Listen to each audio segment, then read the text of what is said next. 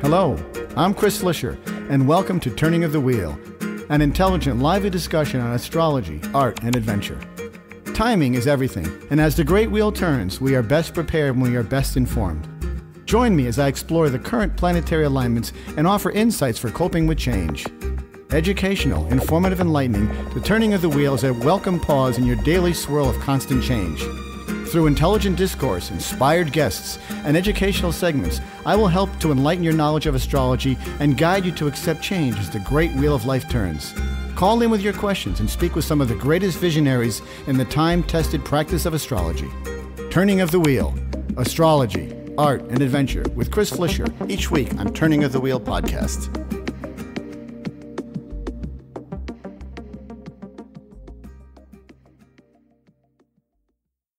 Hello and welcome to Turning of the Wheel. My name is Chris Flisher. As you know, this is a show about astrology, art, and spiritual adventure. I've got a great guest coming on today.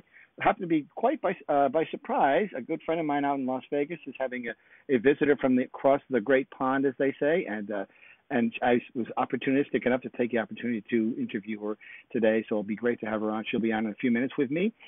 Before we get started, I want to remind you about my newsletter, which goes out every Sunday. And in there, you'll find a couple of paragraphs of mundane overview of what's going on in the cosmos that affect all signs. And then down below, you'll see a couple of, I'll write a paragraph for each of the individual signs. And I encourage you to always read your sun sign and read your rising sign, because I think you'll find that you'll get more accuracy when you put the two of those together over the course of your coming week. So as I mentioned, a good friend of mine who I've met through the astrology circles said, "Hey, Chris, I got this great person visiting me from England. I think you should interview her." And I said, "Hey, of course, I'd love to do it." And her name is Alex Trenoweth, and she is an astrologer. And her website is Alex Trenoweth, AlexTrenoweth. And she's here visiting from London. And it's a great opportunity for me to get in touch with her. She's written some interesting books. One of the books we'll be talking about today is called Growing Pains, which sounds like the ideal name for what life is like as we grow through our different stages, and it has a real astrological bent to it. So, Alex, welcome to Turning of the Wheel. It's great to have you on. So happy we were able to make this work today. Me too, Chris. Thank you so much for having me.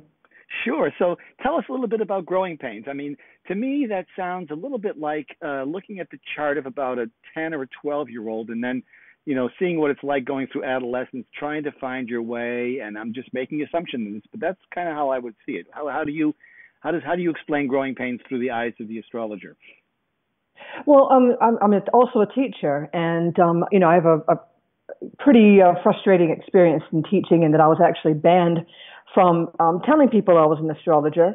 Oh, really? Yeah. Did they make you wear an A on your chest or anything like that when you walked around school? No, it was far worse than that. Alex isn't my birth name. It's just a nickname. And I asked the head teacher to call me Alex. And the head teacher Googled Alex Trenoweth and, of course, came across all my astrology stuff. And I was formally summoned into her office, and she told me in no uncertain terms was I to be called Alex. I had to be called by my legal name. And to make it worse, she also told me that if parents found out I was an astrologer and complained, I could be dismissed on grounds of bringing the school into disrepute. Oh, my gosh. That sounds like a very old-fashioned way of handling something as modern and as enlightening as astrology. Well, yeah, but the school had a Christian ethos, and had I not been a new teacher, I would have stood my ground and argued the case, about how astrology and Christianity could be friends. But it didn't work out that way. I wasn't in a position of power at all, being a new employee, so I just kind of had to bite the bullet. But I did find ways of sneaking astrology in, and one of the things I started off with was putting children into elements. So I had all the very fire good. signs. Yeah. Well, it didn't work out well. I had all the fire signs in one group, all the earth signs in one group, all the air signs in another, and the water signs in the fourth. But what happened was, of course, the fire signs took over the lesson. The air signs, being air signs, started shouting across the room at the fire signs. The water signs started rocking in silent shock, and the earth signs just sort of sat there in silent shock. So it was a terrible disaster. And I knew that I had to find a different way. A very interesting experiment. It's a very interesting experiment, I think. I mean, that's kind of cool in itself. Yeah, let's turn it around to make it a good experiment that didn't turn out very well. I think it's fascinating. I mean, I interviewed somebody recently who wrote a cookbook about astrology and food and how different signs like different recipes. And I thought, well, it'd be great to have a dinner party with one of each sign there and pair them off or whatever. So these kind of experiments that you're doing, that you did, even if it didn't work out well in your eyes, is fascinating to me as an astrologer looking at the sort of the group process. Yeah, I wouldn't fancy trying to feed the Pisces, though. They just head for the booze, right? That's right, of course. they skip the food, go straight to the wine. Exactly, I know. Of course, but it's still a fascinating discussion. I mean, and so I mean, that's an interesting subject in itself because of sort of the taboos and the ideas people have about astrology, which we all know are false and ridiculous. I mean, there's no reason why a religious environment couldn't exist alongside an astrological community. No reason. Especially if we know that Christianity actually comes from the pagan viewpoint, astrology viewpoint, and the Bible's packed full of astrological references. Yeah, it was a ridiculous predicament, but it was one that was an enormous teaching experience for me, and something that actually led. If that hadn't happened, growing pains wouldn't have happened either. So I'm very grateful that this thing happened too. The next thing that happened, Chris, you might find very interesting, was the parents and students didn't know I was an astrologer, but fellow teachers did. And we had a special guest come in. His name was Matthew Said. He wrote the book Bounce, which was about the 10,000 hour rule. And that is if you practice something for 10,000 hours, you become a master at that skill. And Matthew Said was a ping pong player, an Olympic champion. And so I read his book and dog-eared the pages and made notes in it. And I was really excited to, engage with him. And I was looking forward to hearing what he had to say. But about halfway through his presentation, he threw in, inexplicably, astrology. And he actually said, I don't know why astrologers persist in their interest in astrology when it's all been proven wrong. Oh, wow.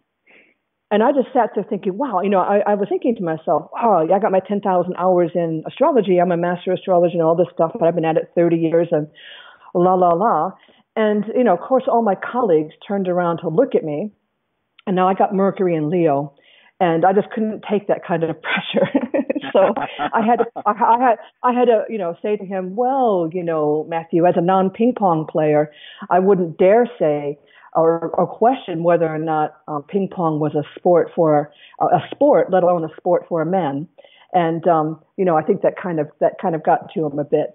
That was good of you to have the presence of mind to come back with such a clever response. Yeah, I was annoyed. And again, it's just another experience that led to growing pains, because from that point on, I realized that I do have the knowledge and I do have the experience in astrology and in teaching. And wasn't it about time that we started, us teachers started looking at making our profession a little bit easier? And wasn't it time that us astrologers got off the ground and stopped, scooting around like we had something to be ashamed of? So it was another turning point in my writing career. I wanted to write this book.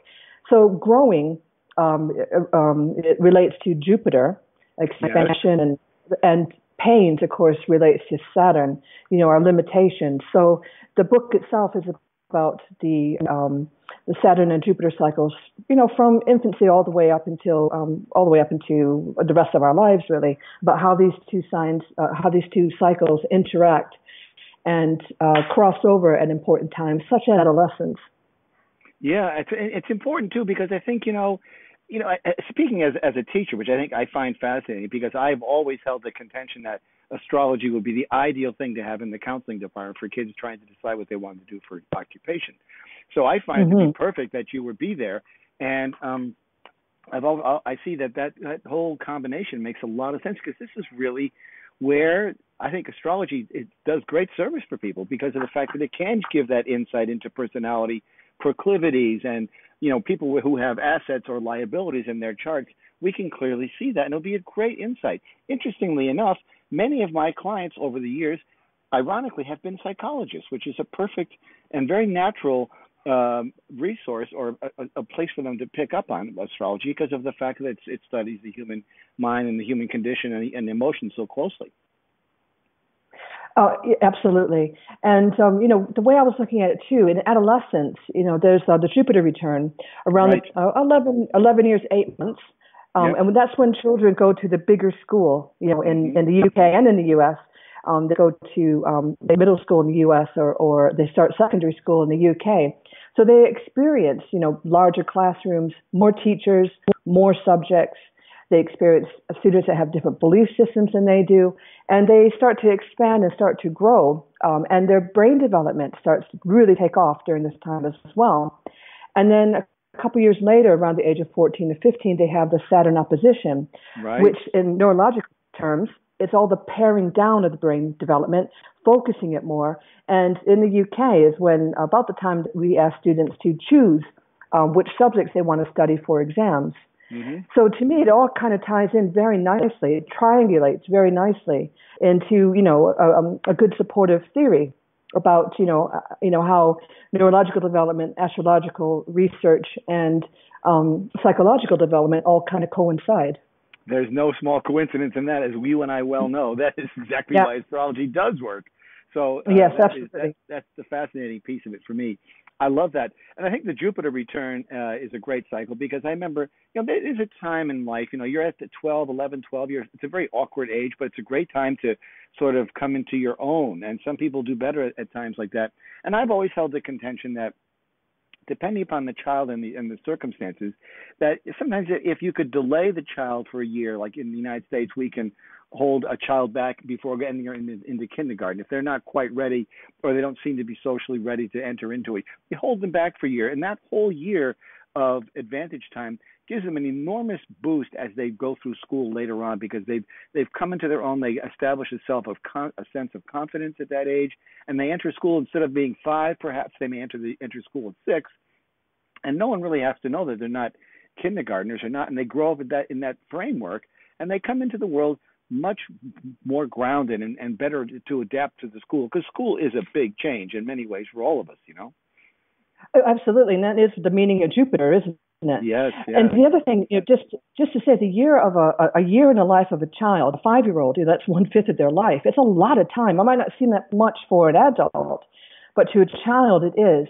And also, in my role as a teacher, I was also what we call in the UK head of year, which if you can just imagine being in charge of all the homeroom teachers of one grade. Oh yeah, My role wow. was to manage those homeroom teachers. So it also meant I was in charge of behavior data. And what I found year after year is that the children that get into the most trouble consistently are Leo boys. Now, the school would call them boys born during the summer, but of course, as I had all the dates of birth and all the data, I could actually see that the Leo boys are often in trouble. And it's not because they're Leos; it's because they're the youngest of the school year. Of course, yes, and I would think the same would be true for someone born in September, even some of the Virgos, perhaps, because of if they're getting close. I mean, in the United States, we typically start right around the second week of September to get kids back in school. They would also be the same. They may have turned 5 officially, but they're not ready emotionally at that time. Yeah, of course. In the Hmm. UK, it's not quite so flexible. We expect children to start school when they turn 5. If they're 5 on the 1st of September, they're expected to start school. But yeah, you're absolutely right. And I've also heard that I read in several newspaper accounts that women who choose to have IVF, artificial insemination, Hmm. would prefer to have a child born during September, so the child has the advantage of being more mature. Oh wow, that's fascinating. Wow, interesting. I love that.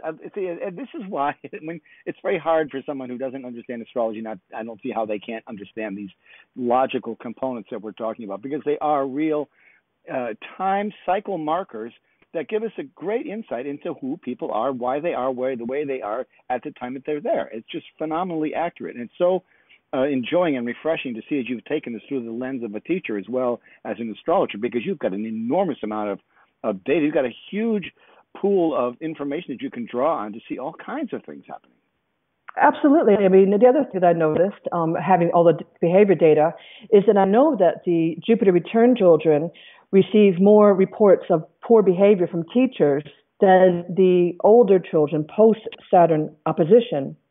So the younger students are always more poorly behaved than the older ones. But if you break down that behavior even more, I know that the younger children are more in trouble for disruptive behavior, and the older children, post-Saturn opposition children, are more in trouble for lack of work, not doing their homework, the things that we would associate with Saturn.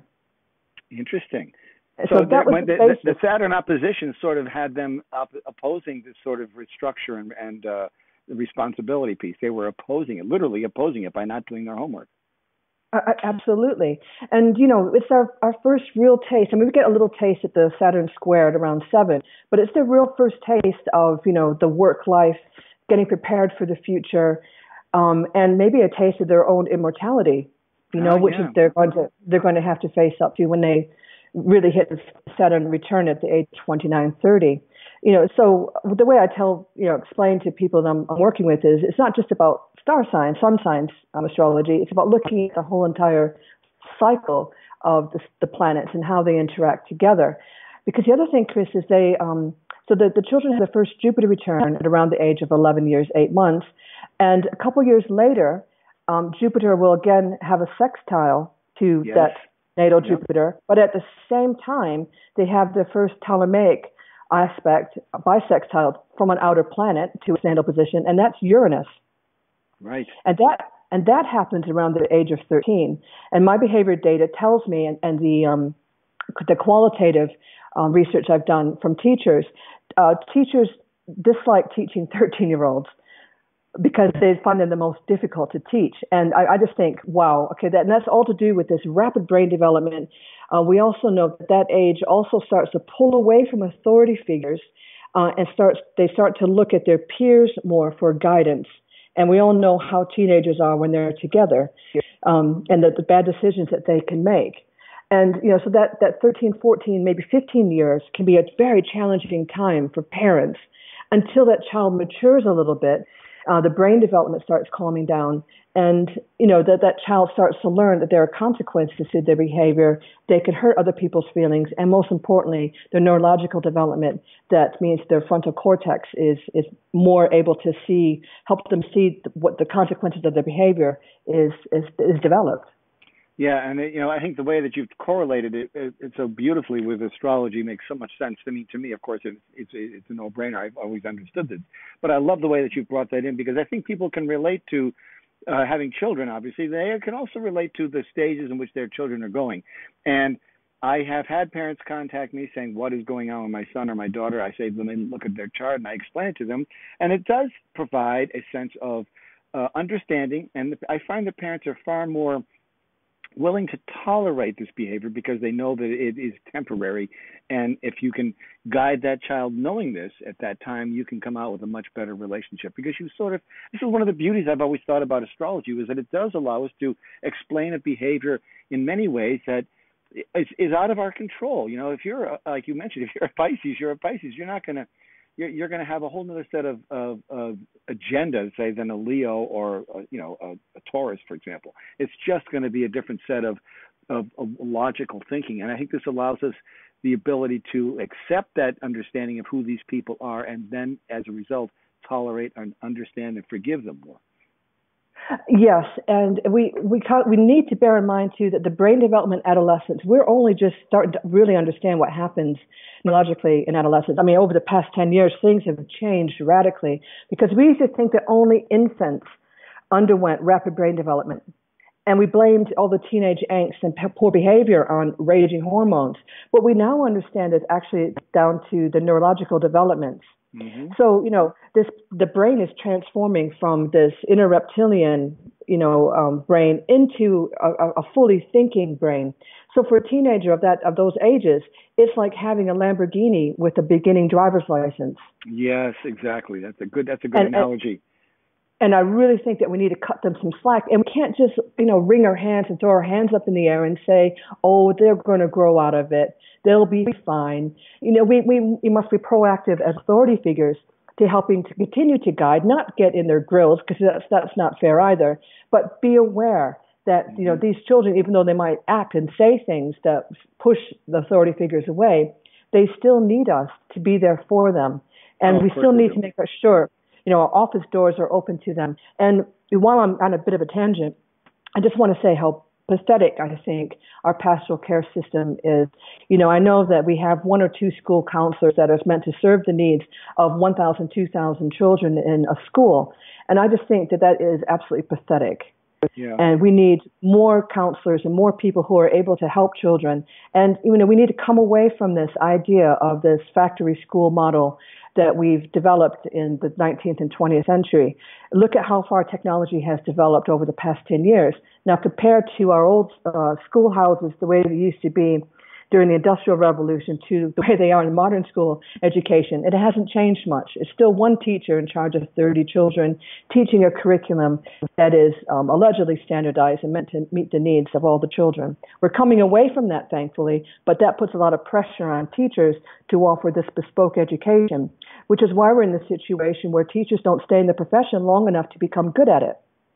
Right. They get too discouraged. And I think also the fact that the rate of progress is such that children are developing much faster than they used to in the past, and each new year that comes along with probably a 10-year gap of age finds them to be a whole another level above where the child would have been 10 years prior to.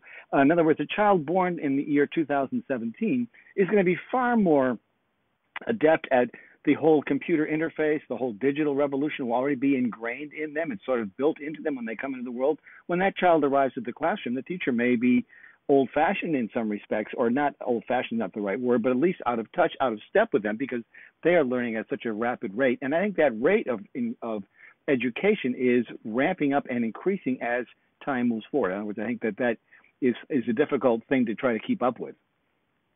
Yeah, and the secular age of puberty is starting lower and lower and lower every single year. Exactly. But this is what teachers need. I mean, they have such pressure on them, and I'll just say too that, teaching is a female-dominated career, like nursing. Mm-hmm. And, we'll pay teachers and nurses very little money and give them very little respect, but we'll pay some fool kicking a ball around from one end of the field to another stupid money. Insane money. To do a job that isn't all that important in the whole entire scheme of things. But the challenge of teaching, of course, is to keep on top of what the students' needs are. And again, astrology can be enormously helpful to that teacher to understand their limitations and to continually to develop themselves to become better teachers.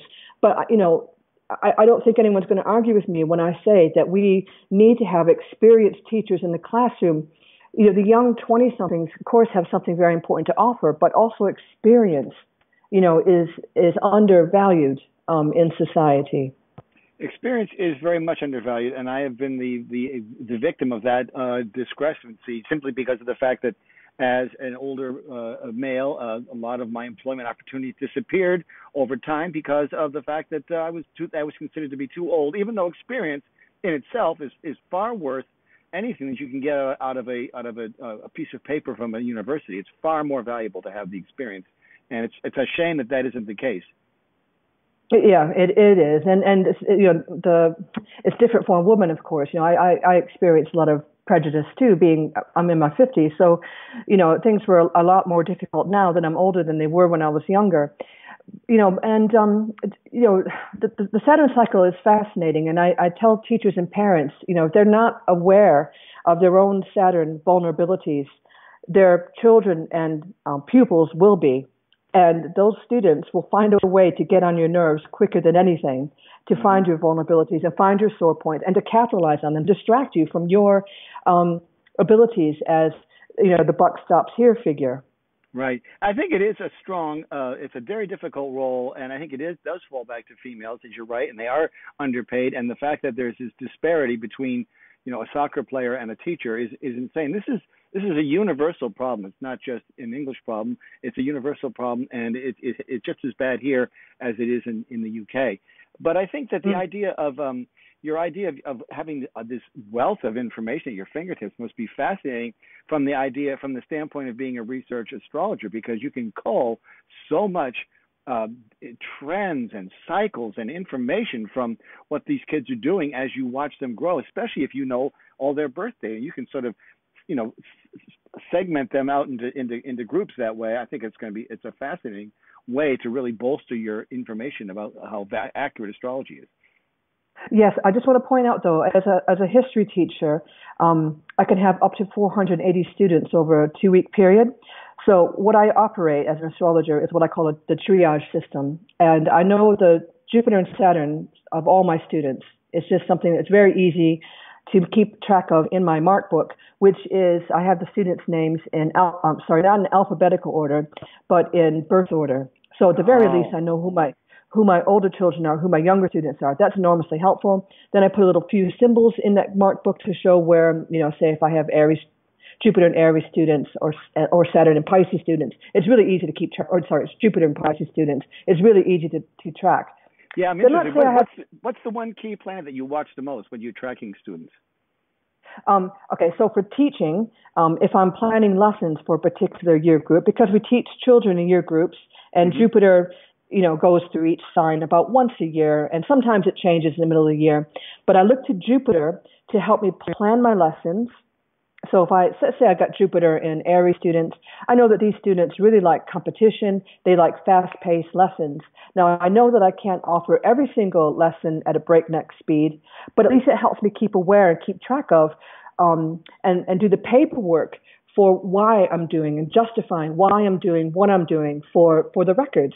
And I can keep track of what works and what doesn't work, even though I know in my mind a slow plodding lesson isn't going to work for this class. I can keep a history of it for the inspectors. But the triage system, and the Saturn works for, the Saturn is interesting because, that is our pain, what we fear, where we need to put a lot of work into, where we're very reluctant to engage in as individuals. So if I know my students' Saturn signs, I know that's how they're going to see me as the authority figure. So let's say I have Saturn in Cancer students. They can be quite emotionally needy, but they can also resist any sort of emotional connections. They can suppress it. Yeah, I see that for sure. Absolutely. And then I also know that their opposition is going to happen in Capricorn, and suddenly we might see these disengaged students becoming super engaged because now they're afraid that they're not going to make the progress they need. So just being aware of that, helps me enormously just to understand how they see me as that authority figure, and for me to be a little bit careful of those kind of vulnerabilities, or to exercise them when appropriate. Yeah, that's fascinating. And this is one of these areas that I really think astrology does really well as far as supporting its accuracy, its authenticity. I think the schoolroom is perhaps the best laboratory you could possibly have for this. But not only do you get groups of students coming through with similar outer planets, but you're able to see the interaction, especially on the elemental level, which is exactly where I think I would do it too. If I had a mark book like you, I'm sure I'd put their signs all the way down the side so I knew who I was talking to at the time. That's very interesting. We're talking today with Alex Trenoweth. She is an astrologer from the UK. Her website is Alex Trenoweth. It's AlexTrenoweth.com. We're going to take a quick break. We're going to come back and talk about this fascinating subject called growing pains. So hang in there, and we'll be right back. What is your destiny? Where are you going? What is your real purpose? Do you know? Do you want to know? Of course you do. It's your duty to yourself. We are all here for a reason, and we all have great potential. Discover all of this and more with a professional astrology reading. My name is Chris Flisher, and I can help you. Discover your strengths and work on your weaknesses, and live your life to its fullest capacity. Based on your birthday, birthplace, and birth time, an authentic astrology reading will allow you to live your life to the fullest and reveal your true purpose. Only real astrology can give you real information. It is your destiny, and it is your path. Write me at chris@chrisflisher.com and book a reading today, or call me at 978-393-1036. That's 978-393-1036. www.chrisflisher.com.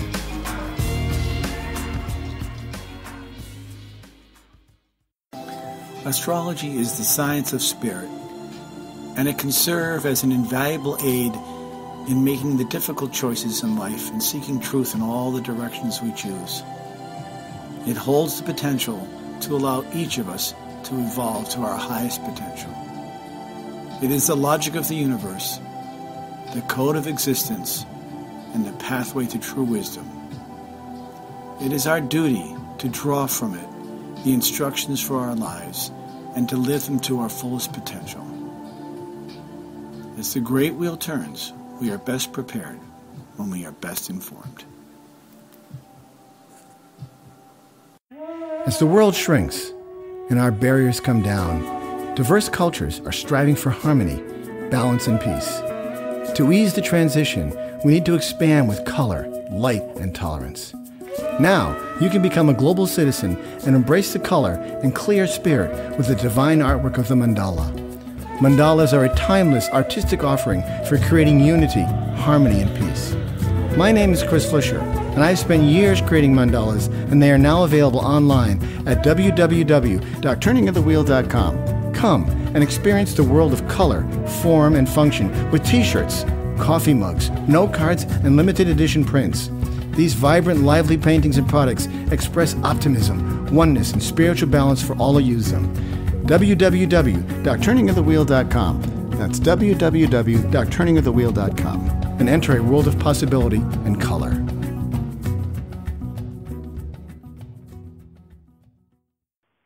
Okay, welcome back to Turning the Wheel. We're talking today with Alex Trenoweth. She's an astrologer and a school teacher from the United Kingdom, which is a fascinating combination, not only from the astrology component, but because the classroom in itself offers a person who's into astrology an enormously rich, powerful laboratory from which to derive ideas and see things. And I'm very curious, when you mentioned, we were talking about Saturn earlier.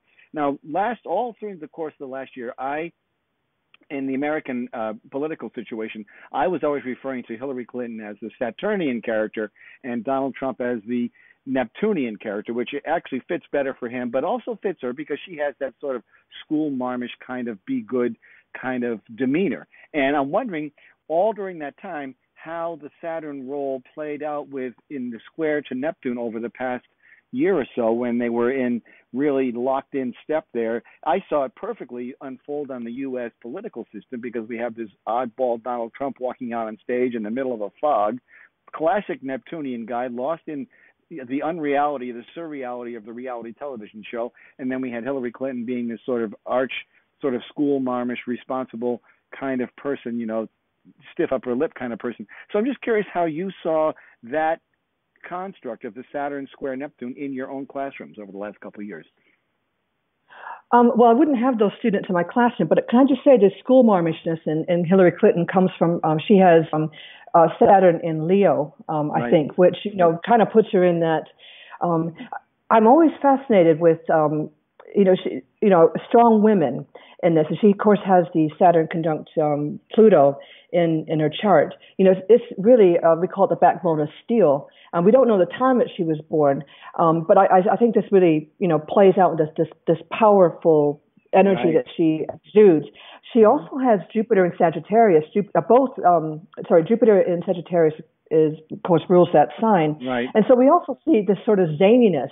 We catch her in funny angles when she makes a funny face or whatever. And it gives her a real zoom in the way that she does things and the way she approaches to people. Now, Donald Trump, I'm not so familiar with his chart. No, don't bother. Yeah. The only thing I know about him is he's got people say he's got Regulus rising and the eclipse is going to hit his ascendant. And that'll be interesting. But you talk about certain aspects and how they play out in children's charts. But there's didn't you see a certain theme over the last year? Didn't 2015 or 2016 feel a little bit different to you with regard to how the children acted? And sort of the propensity of fake news, which would be the Neptunian quality. Then there's the rigors of getting the schoolwork done. Just some overarching, cultural observations. You didn't see that with your classrooms over the past year or so? Well, I think I'm so busy and so tuned in to their Saturn and Jupiter cycles. I mean, of course, I do see the themes of, social media, and the need to find the truth and watching them almost participate in an online witch hunt because I, of course, being in the position I am, I deal with an awful lot of stuff, flack from social media. Mm-hmm. And is social media and the whole phone thing as big in your schools as it is here in the United States? Yes, and there's two schools of thought. Either we take the phones away altogether and put blocks up so the signals can't be reached, or we work with the technology. I'm more inclined towards the latter. I think we need to work with technology, and I think with the next Jupiter-Saturn conjunction in Aquarius in 2020, I think we're going to see a huge shift in the way we educate our children. Of course, we just also entered the air trigon of this Jupiter-Saturn conjunction. So, I think, we've been asking about the future of education, the future of publishing. I'm going to say it's all going to be online. It's all going to be technology-led. Well, I think you're right about that. And I think that it's wise in some ways to address, we are contemporary people living in a contemporary world using contemporary tools. It's just the same way people were when they were 100 years ago. They were contemporary people using contemporary tools. I think it's important to be in the moment and use those contemporary tools. But I worry about, we're literally talking about growing pains. We're in the growing pains stage of what that is like, transferring from this, the standard school like classroom to the world of the digital world where everybody can be shooting answers across the room with their phones at any point in time.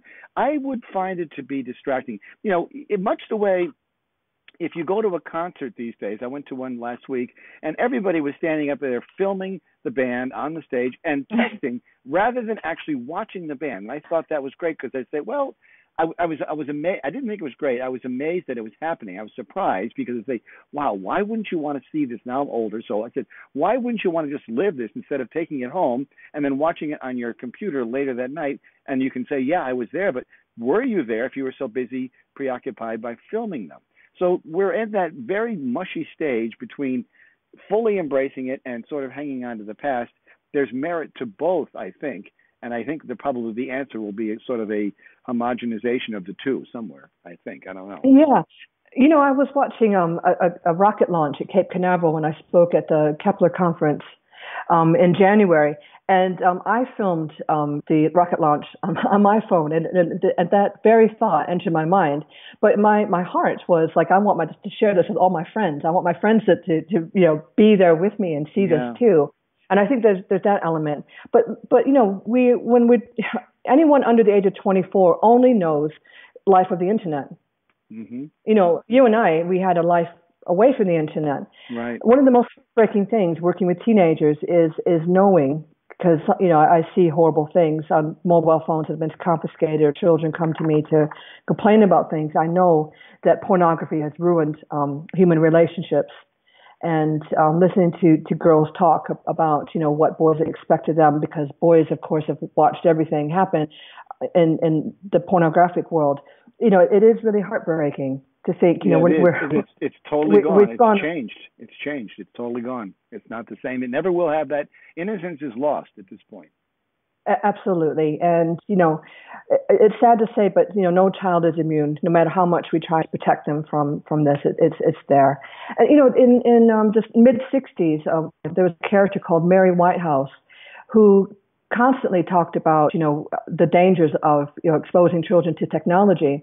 And this is all, of course, during the Pluto-Uranus conjunction. But during the squares of Pluto-Uranus, I think we really started to understand that maybe Mary Whitehouse had a point. And, she was picked on and made fun of, for 20 years. But then, the cycle turns and we realize, wow, she might have been right. Yeah, I think she might have been. I think, the thing of the problem with the internet, and you just nailed the hammer on the nail, rather, is the idea that children of any age can see what they never could see before, or were restricted from seeing before. They were restricted for a reason. It has to do with the way they're aged, the way they age. Their whole sexual imagery is going to be thrown off, and like she's mentioned, girls are going to be expected to do things because boys have seen this happen on the web, and there's no way to really stop this. It's really kind of a runaway train. So we either have to find a way to mitigate it, or jump into it, or stop it. I don't think we're going to be able to stop it. No, I don't. And I think actually what we need to do is we need to work with it in terms of really getting some sort of block on those kind of adult websites. It's hard enough growing up as a teenager without every single mistake being broadcast for the whole entire world to see. And, this idea of, giving somebody a roasting, embarrassing them on the web and all this kind of stuff, how awful it would be to be a teenager. But talking to the teenagers about it, they'll just shrug their shoulders and say, well, it's all a part of life now. They're we might not agree with it, we might not like it. They're kind of evolving and rolling with the punches and finding a way to cope. But, it doesn't mean that us, authority figures should not take an interest or shouldn't do something to stop that train if we can, with restrictions or maybe with law changes or, making people aware of the effect that they have on children. Because I think, if people were really aware of the effect of pornography, I think it would change. Well, they've got to be aware. I mean, just the simple fact that you have a phone with a web browser on it means that you can get on there anytime, anywhere, any place. And I have heard stories of people who've been led to suicide because of being embarrassed by things that have happened. There's a fabulous show over here. I actually believe it's an English-based show called Black Mirrors, which deals with some of these topics about the cell phone in general. And there's one episode where a child gets caught, doing something because his camera was on while he was in his room by himself. And next thing you know, he's threatened by this, and he's trying desperately to cover his tracks, and he gets blackmailed by that and forced to commit a crime. It becomes a horrendous situation, which you could actually see happening very simply, very quickly, in a matter of a few keystrokes. And teenagers with that pack mentality that they have of ganging up on the weakest person it's ripe for really serious consequences. Absolutely. And this, I don't want to sound like Mary Whitehouse myself, or maybe I really do want to sound like her. But this is kind of what I mean about putting restrictions on and making people aware of the effects that it has on children. I don't think we can put an end to technology altogether. We're not going to bring down the internet, but, awareness is everything. Well, when it first came out, you had to, there were many pages that you had to be of a certain age to get through. Of course, all you had to do was just lie and say yes, enter. Of course, I'm 18, and that was sort of clear the provider from the legal point of it. But there's nothing to stop anybody from 8, 9, 10 years old getting on a phone at a playground and showing somebody something. They're going to learn about it long before their mother or father has a chance to talk to them. Girls are going to find out about this stuff long before they have their first period.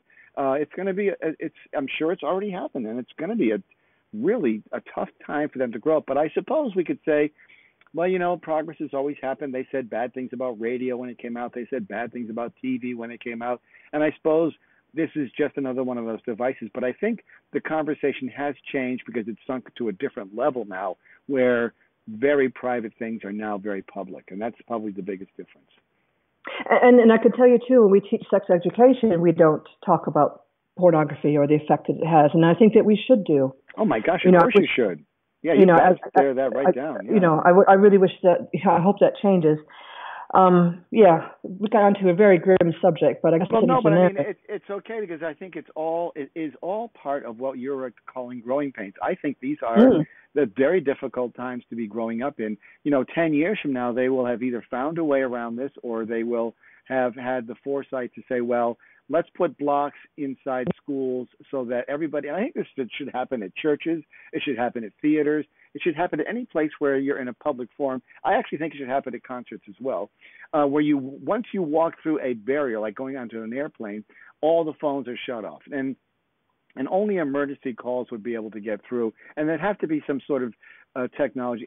Somebody somewhere has the ability to do this. So the fact that they can't, and the same thing should be true for driving. You should not be driving and texting. You get into the car, the phone should automatically shut off based on some device in the car. Once you stop the car and you turn it off, then you check your messages and then you can respond. But you turn the car back on, off it goes. These are very simple things. These are so logical. I'm not sure why they weren't designed in there to begin with. And I think that that's what it's going to take. We are probably in that mushy area, like I said, between the transition from the old to the new, which has been going on for quite some time now, that we can't really quite define how that should go. But I do believe that is the way to go, would be to impose that kind of, at least impose that safety feature, if nothing else. Well, yeah, you would think that with all the things that we do, that we could do that. I hope that, I hope that something. Oh, I'm sure it can be. I'm sure it can be done. If we can do what we can do, I'm sure we can. If we can Skype from Boston to Australia, and have it sound like they're down the street, we can definitely put a block on a phone. Matter of fact, Apple just announced that they're going to be able to say that you're driving and I can't receive text messages. That's a new feature that they have stepped into, at least address. But I think on a larger level, any public forum should have that kind of feature. I mean, would you want to be giving a lecture, or do you like teaching a class on history where you're teaching about the War of 1812 and Napoleon and everything else, and all of a sudden you see half the room with their heads down in their phones? That's got to be discouraging for you as a teacher, right? Well, it happens, of course. There's different ways you can stop that from happening. You can ask for, all phones to be turned off. You can ask to collect the phones. You can confiscate the phones. There's lots of things you can do to stop that. But, at the end of the day, the students are going to be tested. If they don't want to listen to me in the classroom, and by the way, Growing Pains is all about engaging students so they don't play on their phones or do things that they shouldn't be doing during lessons. There are ways of testing them to make it clear, hey, listen, you're going to play around during lessons. You're not going to listen to me. Here's the test. Here's your F. That's how it feels. You didn't listen. This is the consequence. But, the whole entire point of engaging the Jupiter cycle is that, I can get that lesson, turn it into something that's going to interest them and keep them focused on what's being taught. It's a great time. I mean, that's a ripe subject time and a right subject person at the time, because when they have that Saturn, they have the Jupiter return, or the first Jupiter return, it's a time of great expansion and their minds are wide open. If you can tap into that, and I think having this astrological basis for it adds a lot of credence, because you can time it appropriately. That's what I love about it. You can time this appropriately because this is the right time. It's a time to hold and a time to fold, and that as an astrologer when this is going to be most effective for your students. When you did separate your students into those buckets based on the elements, what else did that provide for you? That must have been a fascinating thing. I mean, were you surprised in some ways by the results of that? Or did it sort of bear up under your own ideas of what you expected from the elements? Well, I didn't expect it to be such a disaster, and it was a disaster. But like I said, it helped me to learn. Were the elements imbalanced, or was there an equal amount? They were pretty much an equal amount. Look at the distribution of a class. You got children born in September all the way through children born in August. So it's a fairly even distribution. Mm-hmm. Although sometimes in certain classes maybe you get an abundance of fire sign, but in this particular class it was more or less even. And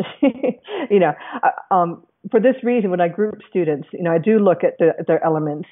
If a class is a problem, like I said, I work in a triage, so I have it that I work. I know everybody's Jupiter and Saturn signs. If a student is becoming difficult, or there seems to be some sort of difficulty with me and them, and they're always in trouble with me, my next step is I construct the noon chart and look to see, are there planets in their chart conflicting with mine?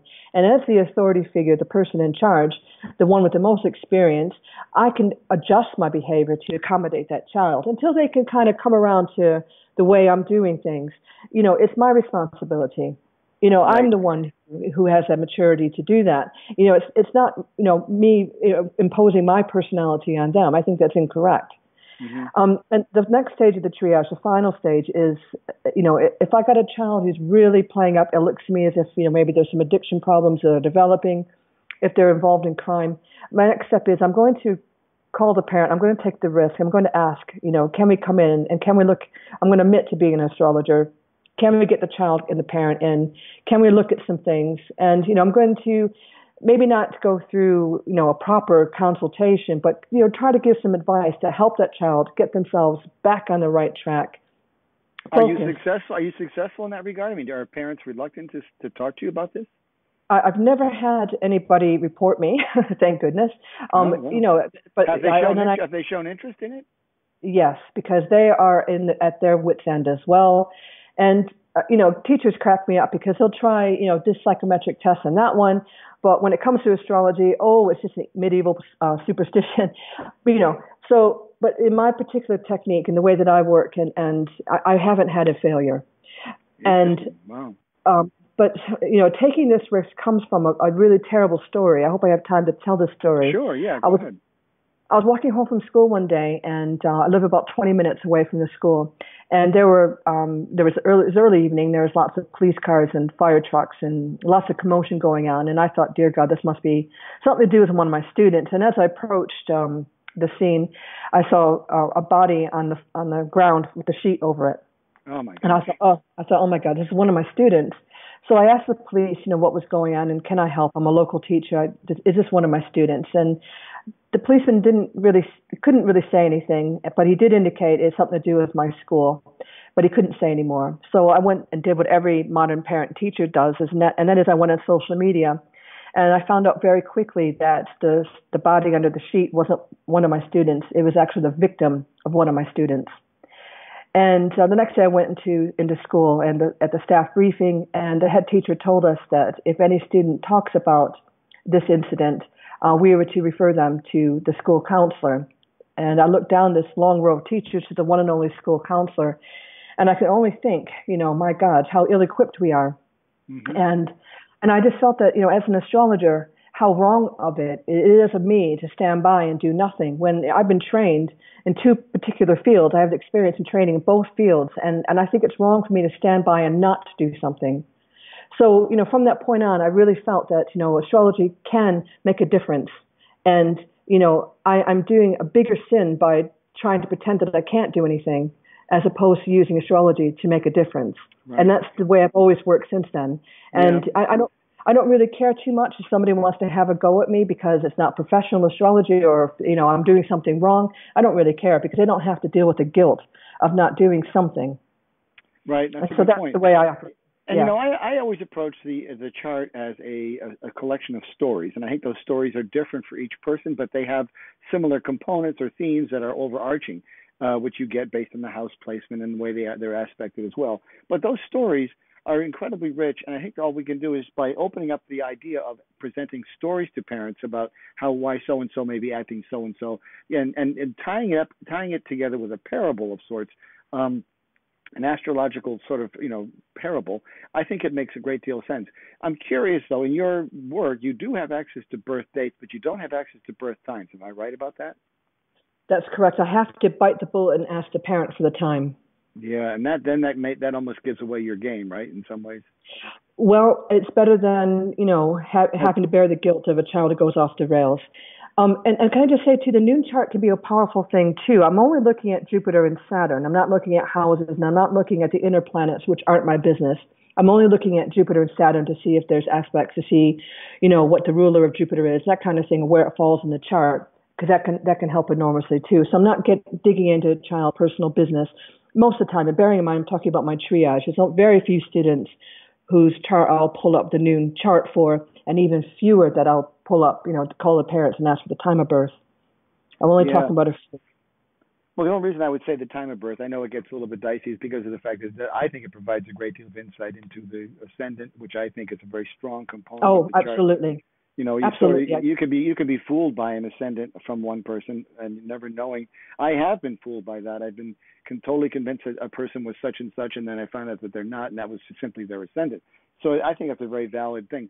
It would just be more out of curiosity for me to be able to understand why, Johnny is this way and Susie's that way or whatever. I mean, I think it would lend a whole new level of data there. But I think the idea of where you are is a fascinating marriage of trades or skills, because it brings you into one of the areas where I think astrology actually does its best is in the school, because it does. You are in many ways their guide of the captain of their ship at some point in time, helping to guide them a certain direction. And I think you, by knowing this, having this astrology background, provides you with an added layer of intelligence that they wouldn't have had or couldn't have had without the knowledge of the actual sign of the individual, which I think it's really, really interesting place. I've never known anybody who had this experience or who had this marriage of skills together. So it's really fascinating. Yeah, thank you. And can I just say it's available to anybody in Growing Pains. It's all laid out very simply and easily. All they need to do is sort of transcend the idea of 12 zodiac signs and look at this Jupiter Saturn signs for the zodiac signs. Can I just give you one more thing that I think you might find very interesting about behavior? So as I was collecting all this behavior data, someone in the staff room said to me, it's the full moon and the kids are going to be crazy today. It's going to be an absolute, crazy day. But I knew from the behavior data coming in that wasn't true. So what I did was I started collecting data and putting it in according to lunar phases. Now, I'm not talking about cherry-picked data or a limited database. I'm talking I had 7,000, 5,000 incident sheets to look at. And what I found out was that children misbehave more at the new moon than at the full moon. And it's significant. It's not just, so we're not talking about, 3 or 4 percentages. We're talking about a significant difference between the behavior at the new moon than at the full moon. So poor behavior at the new moon, and more specifically, new moon at higher latitudes. Interesting. Wow. So the new moon is, it probably gives them a sense of, I think of new moons as a time of wiping the slate clean and starting off. So they could change course at the new moon. That might be the reason that if they've been good up till date, they may decide to be a little rebellious, right? I think it's a bit more simple than that. I think it comes down to, numerous scientific studies have shown that people lose sleep at the full moon. And teenagers, the data I was gathering for, have a very disturbed circadian cycle, a sleep cycle. So their brain is working and it keeps them up late at night, and they still have to get up for school in the morning, at an early hour that's unnatural to them. So what do? They buy, stimulants, which further disturbs their sleeping pattern. And then at the weekends, they're sleeping in, or at holidays, they're sleeping in and getting up at really late going to bed really late in the evenings. And it's just further throwing it off, because we all know that you need to get up the same time roughly every single day to get that circadian cycle functioning smoothly. It's why we have difficulties with jet lag. So there's been lots of sleep studies done on adolescents.